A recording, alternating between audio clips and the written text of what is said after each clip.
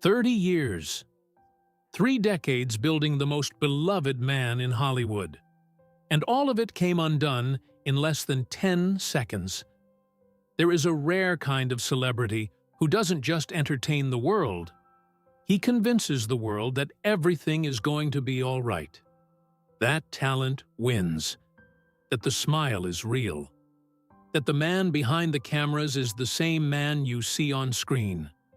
Will Smith was that man. The living proof that a broke kid from West Philadelphia could walk into any room on Earth and make every single person in it feel like they belonged there too. But what happens when the most likable man on the planet reveals, live, on the biggest night of his career, the version of himself he spent his entire life trying to bury?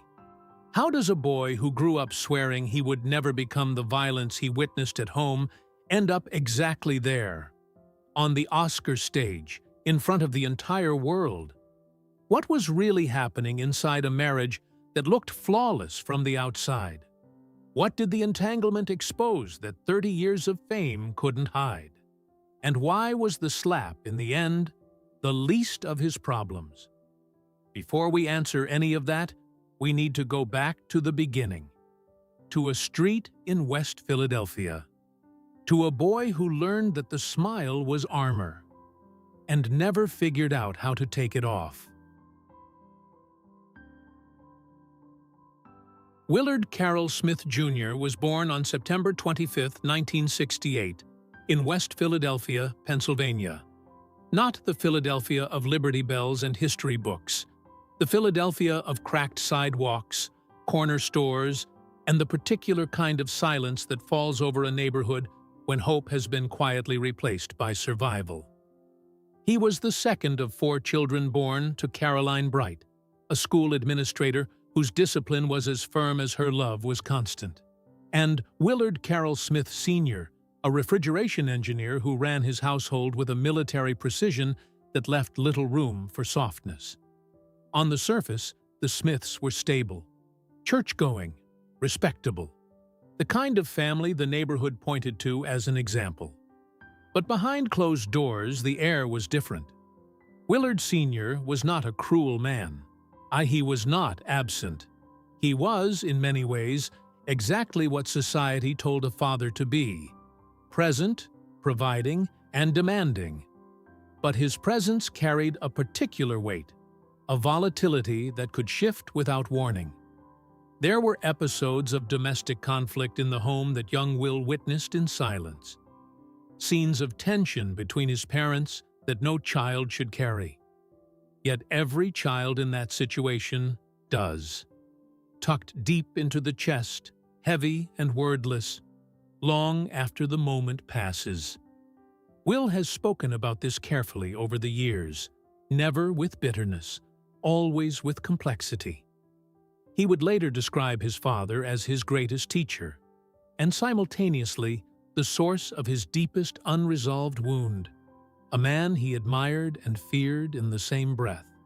A man whose approval he spent decades chasing across stages, screen sets, and red carpets, and never quite convinced he had earned it. The neighborhood itself was its own education.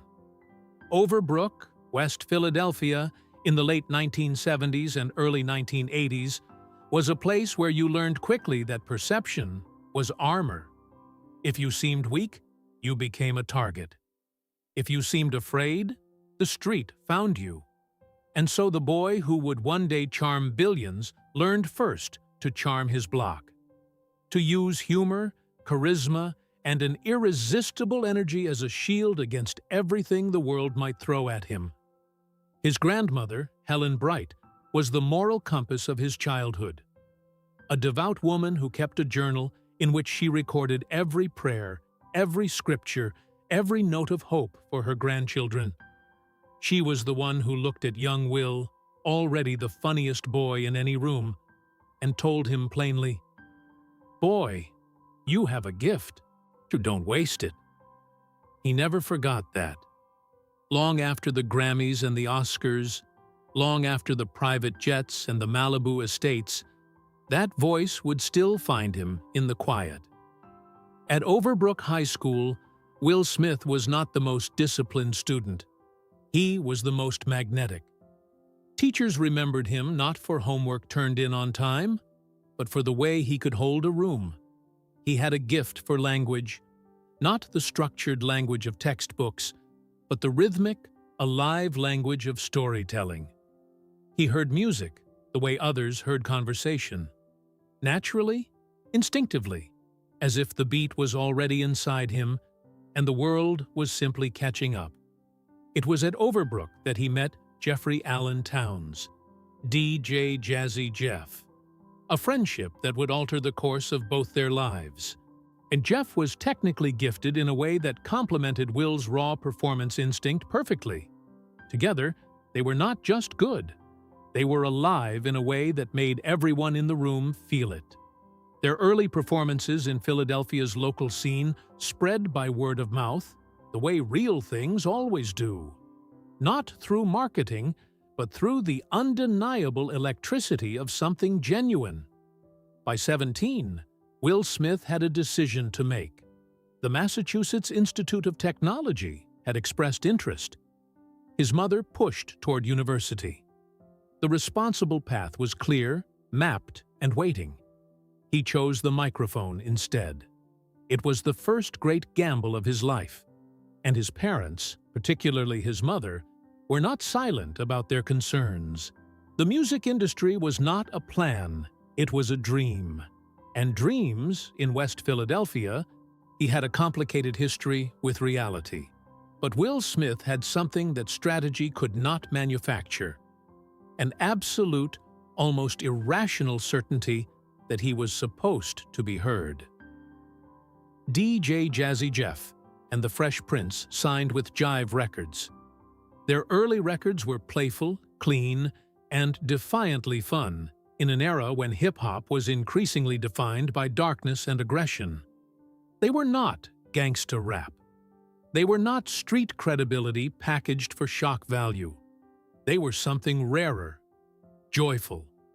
And in 1988, that joy reached its peak. Parents Just Don't Understand won the first-ever Grammy Award for Best Rap Performance. Overnight, Will Smith was not just a Philadelphia kid with a microphone. He was a name. He was a face. He was proof. But Grammy Awards, as Will would learn almost immediately, do not pay rent. And the money that arrived with early fame was staggering to a teenager from Overbrook. And like many before him, he spent it with the enthusiasm of someone who had never imagined having it. Luxury cars, jewelry, entourages, an entire lifestyle constructed around the illusion that the stream would never run dry. The IRS, unmoved by Grammy victories and Philadelphia charm, disagreed. By 1990, Will Smith owed nearly $3 million in back taxes. The cars were gone. The entourage evaporated. The label was losing patience. The boy who had bet everything on the microphone was staring at the possibility that the bet had failed. He was 21 years old, broke, and terrified in a way that fame had never prepared him for. It was in this moment, humiliated, financially devastated, and suddenly very aware of how quickly the spotlight can move, that a phone call arrived that would change everything. NBC executive Quincy Jones had seen something in Will Smith. Not just the rapper, not just the Grammy winner, the performer, the storyteller, the magnetic young man who could hold a room with nothing but presence. The offer was a television show, a fish-out-of-water comedy about a street-smart kid from West Philadelphia transplanted into a wealthy Bel-Air family. Will Smith almost said no. Almost. The IRS, still waiting, helped him decide. He said yes, and in doing so, stepped from one world into another. From the corner of Overbrook to the soundstage of Burbank. From a boy running from debt to a man about to become, without fully knowing it yet, one of the most recognizable faces on the planet. And the escape from Philadelphia was complete. But what Will Smith could not outrun, not with fame, not with fortune, not with a single smile that could melt a crowd, was everything Philadelphia had planted inside him. The hunger for approval, the compulsive need to perform, the terror of stillness. The boy who had watched tension fill a household and swore he would only ever bring laughter, now carried that oath into every room he entered, every set he walked onto, every relationship he built. He was running, fast, brilliantly, with a grin so convincing that even he sometimes forgot what he was running from. The Fresh Prince of Bel-Air premiered on September 10, 1990. And America did not simply watch it. America fell in love with it. The premise was simple by design. A street-smart teenager from West Philadelphia, sent to live with his wealthy aunt and uncle in Bel-Air after getting into trouble on the wrong corner. Fish out of water. Culture clash. Predictable setup for a network sitcom. But what no writer's room could have scripted was Will Smith himself. The way he moved through a scene. The way a single raised eyebrow could carry more comedy than 3 pages of dialogue. The way he could drop the joke entirely, and in one unguarded moment make an audience go completely silent with something raw and real. That moment came in Season 4. Will's absent father, Lou, played by Ben Vereen, reappears and then abandons him again. Will holds it together through the scene. Charming, deflecting, performing. Until the facade collapses in a single devastating question directed at his Uncle Phil. "How come he don't want me, man?" What followed was not acting in any conventional sense. It was something closer to excavation. Will Smith reached into whatever West Philadelphia had buried in him, the volatility in his father's house, the wordless weight a boy carries when the man he most needs to impress keeps moving away, and brought it to the surface, live, on a network sitcom, in front of millions. James Avery, who played Uncle Phil, held him. The crew reportedly wept behind cameras, and America, which had tuned in for laughs, sat in stunned silence watching a 24-year-old kid from Overbrook bleed real pain through a fictional scene. But nobody who watched it forgot it. And Will Smith, whether he knew it fully then or not, had just revealed the depth beneath the grin. He was not just funny. He was devastating.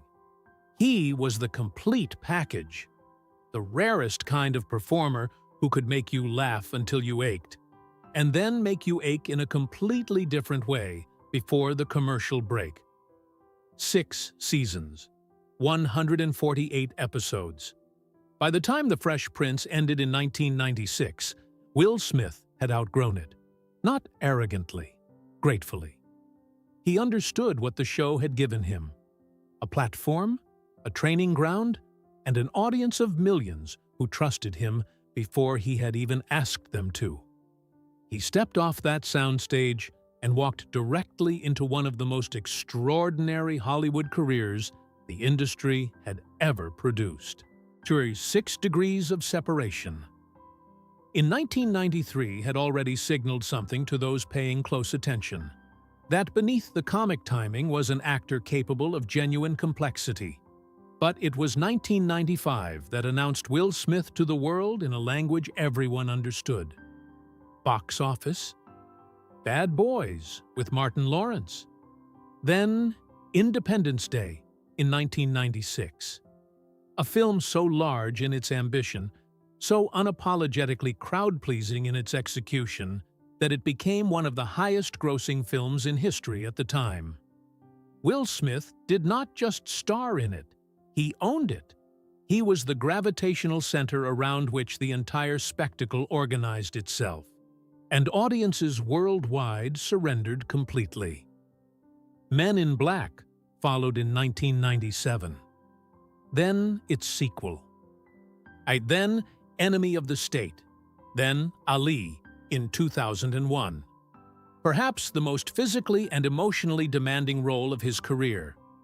A portrayal of Muhammad Ali that required him to gain 20 pounds of muscle, master a fighting style, and inhabit a man so mythologically large that lesser actors had refused the part entirely. Will Smith did not refuse. He ran toward it, because running toward impossible things was, by now, his defining characteristic. Biopics of real legends are treacherous territory. Audiences arrive with protective reverence for the subject and a readiness to be disappointed. Will Smith arrived as Muhammad Ali, and the world, including Ali himself, accepted it. The performance earned him his first Academy Award nomination. But it was 2006 that produced the scene which, for many, remains the truest distillation of who Will Smith is as a performer. The Pursuit of Happiness, based on the true story of Chris Gardner, a man who found himself homeless with his young son while fighting his way toward a career as a stockbroker. The film asked Will Smith to do something that blockbusters rarely required: to be small, to be broken, to let the camera sit close and find nothing but a man holding on. He did it alongside his real son, Jaden. And the moment that stopped America in its tracks required no explosion, no alien invasion, no summer spectacle. Only a father and son huddled in a public bathroom, hiding from the dark, while a man whispered that everything was going to be okay. Not entirely sure he believed it himself. The scene worked not because of craft alone, though the craft was extraordinary, but because somewhere beneath the performance, the audience sensed something true. A father's terror of failing his child, a man's desperate need to be enough. Emotions that Will Smith did not have to reach far to find. A second Academy Award nomination followed. The Hollywood Foreign Press, the Golden Globes, every major critic's circle acknowledging what had become undeniable. Will Smith was not a movie star who could act. He was an actor of the first order who happened to also be the most likable man alive. By the late 2000s, his production company, Overbrook Entertainment, was a major force in Hollywood. He was producing films, developing projects, building an empire with the same relentless efficiency he had brought to every previous phase of his career. His fee per film reached $20 million. His global box office total surpassed $5 billion. He had placed his name alongside Denzel Washington, Tom Hanks, and Tom Cruise as the handful of actors whose name alone could open a film in any market on earth. And yet, at the absolute summit of professional triumph, something was quietly fracturing. The marriage to Jada Pinkett Smith, whom he had wed in 1997, was more complicated than the coordinated red carpet appearances suggested. The family: Will, Jada, Trey from Will's first marriage, Jaden, and Willow, was held up as a model of Black excellence, of modern partnership, of two extraordinary people building something extraordinary together. But behind the carefully managed image was a man who had never stopped running. A man who had learned in childhood that stillness was dangerous, and that performance was survival, and that the only way to keep the people he loved close was to keep them dazzled. He was performing for his own family with the same furious energy he performed for the world. And performances, no matter how brilliant, eventually exhaust the performer. The cracks were invisible to everyone outside. Inside, both Will and Jada knew the foundation had been shifting for years. Quietly, politely, with the dignity of two intelligent people who loved each other even as they grew uncertain about what exactly they were to one another. The golden era of Will Smith, the era of blockbusters and billion-dollar box office and the world's most infectious smile, was simultaneously the era in which the man behind the smile was beginning, very slowly, to disappear. The Oscar would come. The recognition he had chased since his grandmother pressed her hand on his shoulder in Overbrook and told him not to waste the gift. It would finally arrive, but by the time it did, everything surrounding it would be burning. Jada Pinkett was not a woman Will Smith discovered at the height of his fame. She was a woman who knew him before any of it. They had met in 1990, when Jada auditioned for the role of Lisa on The Fresh Prince of Bel-Air, and was told she was too short for the part. She did not get the role. But she got something the casting directors could not have anticipated. She got Will Smith's attention. And Will Smith, once his attention landed on something, was not easily redirected. Their courtship was not simple. Will was still married to Cherie Zampino, with whom he had his first son, Trey, born in 1992. The marriage to Cherie dissolved in 1995, and within 2 years, Will and Jada stood before their families and made promises that the world would spend the next 3 decades trying to understand. They married on December 31st, 1997. New Year's Eve. As if even the calendar was marking it as a beginning of something significant. And it was significant. For years. Genuinely so. Jada Pinkett Smith was not a supporting character in Will's story. She was formidable in her own right. An actress, a musician, a producer, a woman of fierce intelligence and a directness that matched and sometimes exceeded Will's own.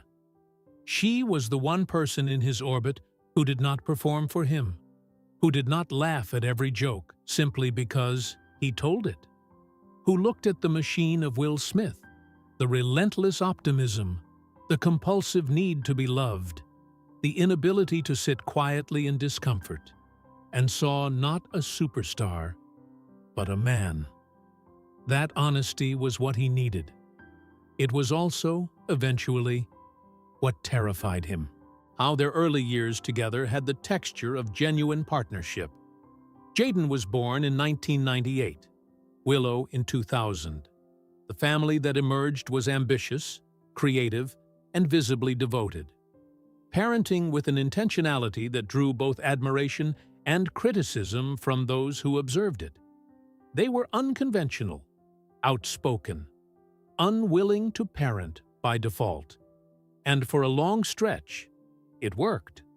But underneath the public harmony, a more private reckoning was unfolding. Will Smith has spoken in his memoir and in interviews about the complexity of his interior life during these years. The compulsive drive that had carried him from Overbrook to global stardom had a darker dimension, an inability to be still, an anxiety that surfaced the moment achievement plateaued, a restlessness that no amount of box office success could quiet. And he was, by his own admission, addicted to external validation in a way that made genuine intimacy almost impossible. Because intimacy requires stillness. It requires a man to sit in a room without performing, to be seen without the smile working overtime. Will Smith had not learned how to do that. The child who had learned to use charm as armor had grown into a man for whom the armor had become indistinguishable from the skin beneath it. Jada saw it. She named it. And over time, as Will's career consumed more and more of the oxygen in their shared life, the distance between them grew, not with hostility, but with the particular sadness of two people who love each other and cannot find a way to reach each other across the space that ambition has carved between them. By the early 2010s, both Will and Jada have acknowledged that their marriage had entered a period of deep separation. Not legally formalized, but emotionally real. They were, as Jada would describe it years later, two people who needed to discover who they were separately before they could understand what they were together. It was a generous framing, an honest one, but it was also a description of a marriage in profound difficulty. And then came 2020. The world had already been cracked open by a pandemic. Everyone was raw, confined, stripped of distraction, and in August of that year, Jada Pinkett Smith appeared on her own Facebook watch series, Red Table Talk, alongside her husband, and made a disclosure that sent a shockwave through the entire entertainment industry. She confirmed a romantic relationship with August Alsina, a musician nearly 20 years her junior. She described it as something that had grown from a friendship, that Will had given his blessing at a time when they had consciously separated, and that the relationship had ultimately run its course. She called it an entanglement. The internet did not pause to absorb nuance. The word, clinical, detached, almost deliberately evasive, became a cultural shorthand overnight. Memes, parodies, think pieces. The full machinery of modern public scrutiny dismantled the couple's carefully constructed image in real time, examining every piece, finding contradictions, questioning timelines, and arriving at conclusions that served narrative convenience more than emotional truth. For Will Smith, the humiliation was uniquely devastating. He had built an identity, professionally, personally, publicly, around being the man who had everything together. The man whose family was as aspirational as his career. The man who could make the world feel, just by watching him, that joy was possible and grace was achievable. And now, in a single hour of daytime television, the scaffolding was exposed. He sat at that table. He answered questions. He kept his composure, with the discipline of someone who had spent 30 years never letting the camera see him truly undone. But those who knew him well described the aftermath differently. The months that followed were among the darkest of his personal life. Not because the relationship itself was a surprise to him, not because he had been deceived in the moment, but because the public exposure stripped him of control over his own narrative in a way nothing in his career had prepared him for. He had always been the one holding the story. Now the story was holding him. And August Alsina, in separate interviews, offered a version of events that complicated Jada's framing, suggesting the relationship had been more significant and less mutually authorized than the Red Table Talk presented. The conflicting accounts left the public with no clean resolution. Only the image of Will Smith sitting at a table on the internet, trying to hold together a marriage that had been quietly unraveling for years, while the world diagnosed it in real time. He later wrote about this period with striking candor. He described the Red Table Talk as one of the worst days of his life, not because of betrayal in the conventional sense, but because he had agreed to a framework of openness in their marriage that he did not fully understand emotionally. A freedom he had granted intellectually while still carrying, deep and unacknowledged, the traditional expectation of what a husband and wife were supposed to be to one another. He had tried to be evolved. He had tried to be generous, and it had cost him something he could not easily name. A quiet, private sense of himself as a man, as a husband, as the protector of something sacred, that the Red Table had placed in front of the entire world. The entanglement did not end the marriage. Will and Jada remained together, in their complicated, unconventional, fiercely private way. But it ended something else.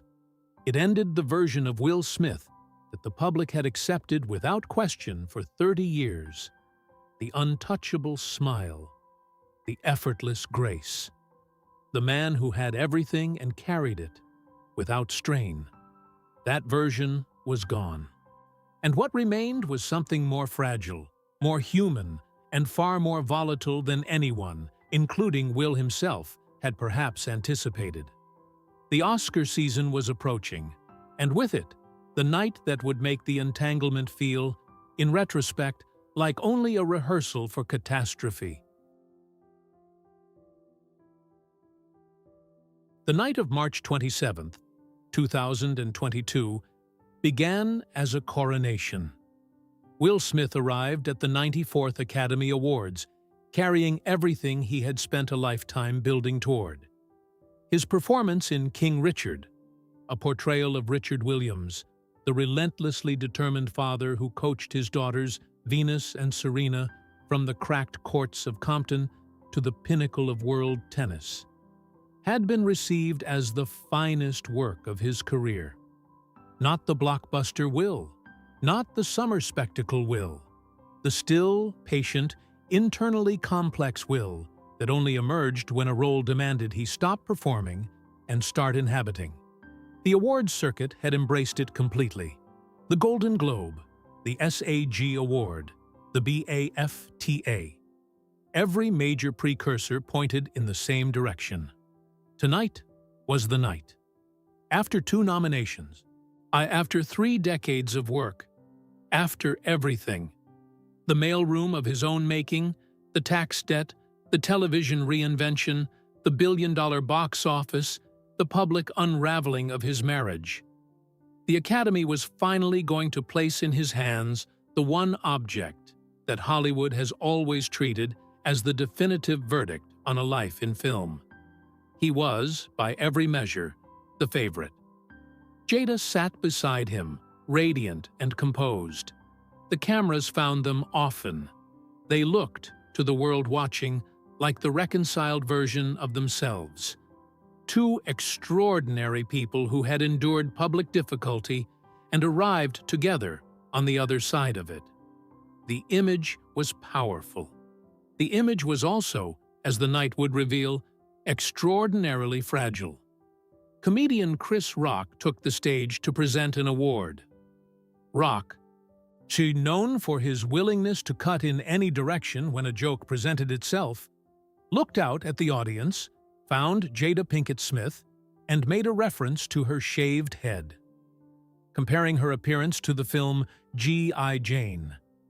It was a brief joke, casual in its delivery, the kind of throwaway line that awards show hosts scatter through an evening to keep the energy moving. What Rock did not address, or perhaps did not know with full certainty, was that Jada's shaved head was not a style choice. It was the consequence of alopecia, a condition that causes significant hair loss, one that Jada had spoken about publicly, and that carried, for her, a weight that a room full of cameras and evening gowns was not the appropriate space to interrogate through comedy. Will Smith laughed. The cameras caught it. An initial, involuntary reaction. The reflex of a man in a room where laughter is the social currency. Then he looked at Jada, and whatever he saw in her expression, the tightening, the stillness, the quiet, dignified wound of a woman who had already given so much of herself to public consumption, something in Will Smith shifted. He stood up, walked onto the stage, and slapped Chris Rock across the face. The room went silent in a way that television rarely captures. A total, disbelieving suspension of sound in which thousands of people simultaneously processed what they had just seen and arrived at no coherent conclusion. Rock, to his considerable credit, held his ground. Will Smith walked back to his seat. And then, in the most surreal sequence of the evening, he shouted from the audience, twice, an instruction to Rock to keep his wife's name out of his mouth. Yet the broadcast continued. The world did not. Within minutes, the slap was everywhere. Clips dissected from every angle, opinions forming before the ceremony had even concluded. And when, less than an hour later, Will Smith's name was called as the winner of Best Actor, he walked to that stage and delivered an acceptance speech in which he wept, invoked God, described himself as a vessel of love, and compared himself to Richard Williams, a man who had protected his family in a hostile world. It was a speech that, under any other circumstances, might have been moving. In the context of what had just occurred 40 minutes earlier, it was received as something far more complicated. Tone-deaf to some, heartbreaking to others, to many, simply bewildering. And the image of a man so profoundly dissociated from the weight of his own actions that he could move from violence to tears to gratitude without the space between them that accountability requires. The Academy, in the moment, did nothing. Will Smith was not removed from the ceremony. The show moved forward, and the image that burned itself into the cultural memory of that night was not the slap alone. It was the smile afterward, the Oscar raised above his head, the standing ovation from a room full of people who were, in that moment, deeply uncertain what they were applauding. In the days that followed, the reckoning arrived in full. The Academy initiated disciplinary proceedings. Statements of condemnation came from colleagues, from comics, from directors and producers who had worked with Will and now found themselves publicly required to take a position. Chris Rock, who had declined to press criminal charges in the moment, addressed the incident later with a controlled anger that was, in many ways, more devastating than any legal action could have been. Will Smith resigned from the Academy before he could be expelled. Then the Academy voted to ban him from attending any Academy events, including the ceremony, for 10 years. The projects that had been in development at major studios began to quietly disappear. Fast and Loose at Netflix. Bad Boys 4 delayed.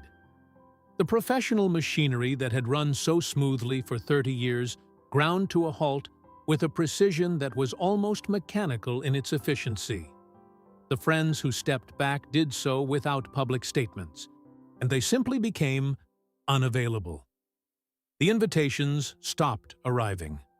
The collaborative conversations that had defined his professional life for decades went quiet. Will Smith, who had spent his entire adult life in rooms full of people who wanted to be near him, found himself, abruptly and completely, alone. He fled to India, then to various retreats, isolated locations, places where the cameras could not easily follow. And the silence, which had always terrified him, became the only available company. He later described this period as the most painful of his life, not in the physical sense of his father's hospital room or his own broken back in Malibu, but in the more total sense of a man forced to sit with himself without the performance, without the smile, without the audience. For the first time in his adult life, Will Smith had nowhere to run. What emerged from that enforced stillness was not a simple narrative of regret. It was something more tangled and more honest. He published his memoir, Will, in late 2021. Written before the slap, but suddenly read in an entirely different light afterward. The book was remarkable in its candor about his childhood wounds, his compulsions, his marriage, his terror of failure. It was the most vulnerable he had ever been in public. And yet, the slap suggested that vulnerability on the page and transformation in the body are not the same thing. That a man can articulate his wounds with extraordinary precision, and still, in a single unguarded second, be undone by them. The boy from Overbrook, who had sworn never to become the violence he witnessed in childhood, had, in front of the entire world, become it. Not in degree, but in the fact of it. The fact that anger had moved through his body and into another person's face. He issued a public apology to Chris Rock, to the Academy, to the audience. It was measured, and it was genuine, and it was also insufficient. Not because sincerity was absent, but because some fractures cannot be repaired with words alone. Rock accepted the apology on his own timeline and on his own terms, making clear that he was not yet ready for a conversation that Will Smith needed far more urgently than he did. The exile stretched. Months became a year. A year moved toward 2, and in the silence, something unexpected began to happen. The world, which had condemned Will Smith with the swift unanimity that social media requires, began to fracture in its verdict. Some, and upon reflection, found the punishment disproportionate to the act.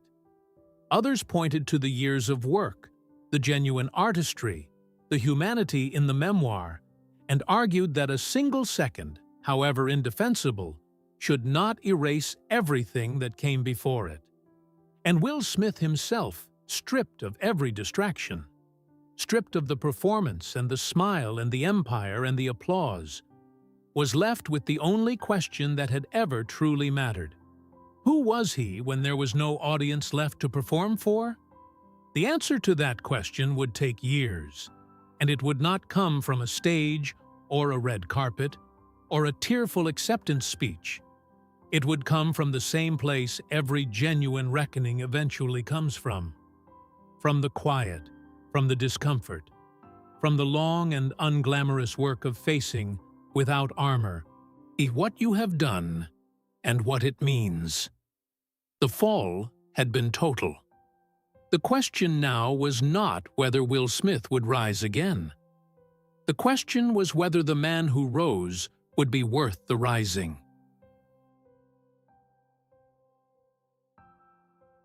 The road back for Will Smith did not begin with a press tour. It did not begin with a carefully timed interview on a sympathetic platform, or a publicist-engineered re-emergence designed to test the temperature of public forgiveness. It began in silence, in the kind of anonymous, unglamorous interior work that produces no footage and generates no headlines. The slow, uncomfortable process of a man dismantling the architecture of an identity he had been constructing since childhood, and asking, with genuine humility, whether anything underneath it was real. He sought therapy, not for the first time. Will had engaged with therapeutic processes before, but with a different quality of honesty. The performances that had served him so well in every other arena were useless here. A therapist does not applaud the smile. See, a therapist sits with you in the silence and waits. And for a man who had spent 50 years filling silence with charm and energy and forward motion, learning to simply sit in it was its own form of excruciating labor. What the work surfaced was not surprising to those who had read his memoir carefully. The wounds from childhood, the volatility in his father's house, the oath never to become what he feared, the hunger for approval that had driven every decision from the mailroom to the Oscar stage, had never been healed. They had been managed, buried beneath achievement, silenced by applause. And when the applause stopped, when the distraction of empire was removed, when there was nothing left but a man and his own reflection, the wounds were exactly where he had left them, untouched, patient, waiting.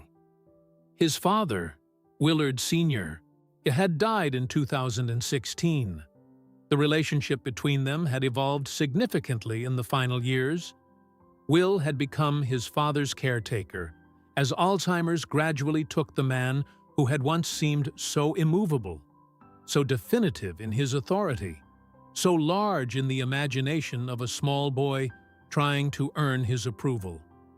Will bathed him, dressed him, sat with him through the long confusions of the disease's final stages.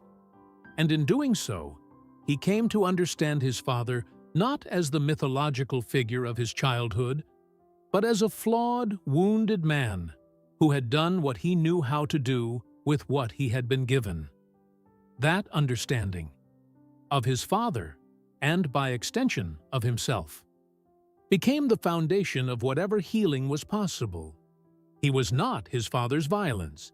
He was not the slap. He was not the worst moment of the worst night of his life. But he was also not free of any of it until he faced all of it, directly, without the protective distance of performance. Jada remained. Their marriage, which the world had diagnosed as finished on multiple occasions, continued to defy the simple narrative the public preferred, not as a fairy tale reconciliation, not as a proof that love conquers all, but as the honest, complicated, continuously renegotiated reality of two people who have built a life together that is too layered to be reduced to a tabloid verdict. Jada has spoken about their relationship as something that requires constant honesty. Painful, unglamorous, frequently uncomfortable honesty, rather than the performance of perfection. Will, slowly, has learned to offer that honesty rather than the version of himself he thinks the room needs. Trey, Jaden, and Willow have each built lives of genuine substance. Trey, quieter than his siblings, has navigated the particular difficulty of being the child from the first marriage, always slightly outside the frame of the famous family portrait, with a dignity that speaks to the parenting Will and Cherie, despite their own difficulties, managed to provide. Jaden has evolved from the child actor of The Pursuit of Happiness into a musician and entrepreneur whose work carries its own distinct voice. Willow has become, arguably, the most artistically radical member of a family that never lacked for ambition. Her music, her conversations, her willingness to exist publicly in whatever emotional truth she currently inhabits, a direct inheritance of the best qualities both her parents carry. Will Smith has spoken about his children in this period with a tenderness that is different from the pride of earlier years. Less about what they have achieved, more about who they are. The shift in language is small but significant. From a man measuring his legacy and accomplishments, to a man beginning to understand that the most enduring thing he will leave behind is not a box office total or a golden statue, but the quality of human beings who carry his name and his influence forward. Professionally, the exile softened with time. Emancipation, filmed before the Oscars incident and released in late 2022, he was received with the conflicted ambivalence of an industry and audience not yet certain how to hold the complexity of Will Smith, the man alongside Will Smith, the performer. The film was strong. The performance was strong. But the context was too loud for the work to be heard clearly. It was, in many ways, the cruelest professional consequence of the slap. Not the punishment handed down by institutions, but the way it had contaminated the air around every piece of work, past and future, making clean evaluation nearly impossible. Yet the industry did not permanently close its doors. Bad Boys, Ride or Die arrived in 2024 and performed strongly at the global box office. Not a triumphant vindication, but a quiet signal that audiences, in the privacy of a darkened theater, were still willing to spend time with Will Smith. That the relationship between a star and the public who grew up with him is more resilient, more forgiving, and more complicated than the certainty of social media outrage suggests. The fortune remains vast. Estimates place his net worth at approximately $350 million. The Calabasas estate, the production company still active, the investment portfolio still generating. The material infrastructure of the empire he built stands largely intact. A reminder that financial consequence and moral consequence do not always arrive in the same proportion. But Will Smith, at 56, speaks of the money with the detachment of a man who has learned, the hard way, that it insulates without healing, and that a $350 million fortune cannot purchase the thing he spent his entire life performing in order to receive. The simple, unconditional sense of being enough, of being loved not for the smile, not for the spectacle, not for the blockbuster or the Grammy or the Oscar, but for the quiet, flawed, still learning man beneath all of it. He has said, in his most reflective recent interviews, that the slap was the most expensive lesson of his life. Not in the financial sense, but in the sense of what it cost him in trust. From the public, from colleagues, from his own children, who had to sit with the image of their father at his worst, broadcast to the entire world. Rebuilding that trust is not a project with a completion date. It is a daily practice. A choice made each morning to show up with more honesty and less performance than the day before. And perhaps that is the truest measure of where Will Smith stands today. Not in box office returns or industry rehabilitation or the restoration of an image, but in the smaller, quieter evidence of a man genuinely changed by what he has endured. The boy from Overbrook, who swore he would never become the violence he witnessed, has spent years reckoning with the night he did. The performer who built an empire on the conviction that joy was possible for anyone willing to work for it, has discovered that joy, real joy, not the performed version, requires a stillness he is only now beginning to learn. The smile is still there, but behind it, finally, is something the cameras could never manufacture. A man who has stopped running, not because the road has ended, but because he has finally, painfully, and at great cost, understood what he was running from. And that understanding, however late it arrived, is the only foundation on which anything real can be built. Will Smith's story is not a cautionary tale. It is not a redemption arc packaged for easy consumption. It is not a villain's fall or a hero's triumph or any of the clean, satisfying narratives we prefer, because they require nothing from us. It is something more uncomfortable than any of those. It is a mirror held up to every person who has ever built an identity around what they can perform rather than who they are. Every person who has run so fast toward the next achievement that they never stopped to ask whether the running itself was the wound. Every person who has loved someone and still managed, somehow, to make them feel unseen. Every person who has known, quietly and privately, and that the gap between the version of themselves they present to the world and the version that wakes up at 3 in the morning is wider than they would like to admit. Will Smith is not unique in his fractures. He is unique only in that his fractures happened in front of everyone. The question his story leaves behind is not what you think of him. The question is what his story reveals about you, about the armor you wear, about the performance you maintain, about the thing you are running from, and the morning it will finally catch you.